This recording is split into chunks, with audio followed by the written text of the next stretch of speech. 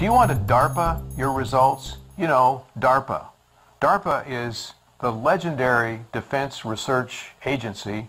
They are actually the ones that did invent the internet, believe it or not, as well as GPS, as well as stealth aircraft.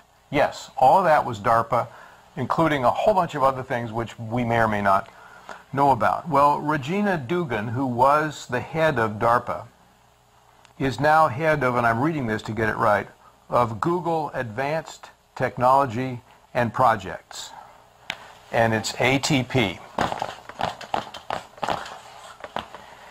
And she describes her job as getting radical stuff done, only she doesn't use the word stuff.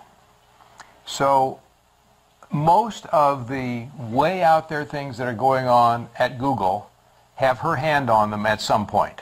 And nobody really knows what she's up to, but this is obviously a high-powered person, and here's her approach, which you might be interested in borrowing. Number one, see what's working and speed it up.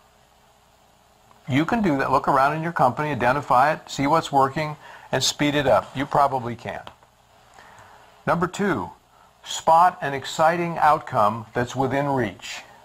So we're going to call that an EO for an exciting outcome, which would make sense. You could do it, you could get there, it would take a special effort, and then charge somebody with going after that outcome. Recognizing you might not always get there, but your chances are way better if you go after it than if you don't. Number three, listen to this carefully. This is not a mistake. Charge your folks with jumping to conclusions until they find a way there. So there is daily operations where you don't get to jump to conclusions. We understand that. This is not about that. This is about the next jump. And we're not talking about rocket to the moon. We're talking about the next step for your business. People talk all the time about how to get innovation going and how to get new ideas, and they have consultants and spend all day on innovation. And I just gave you the formula to create innovation in your business right now. I'll do it again. Number one, see what's working and speed it up.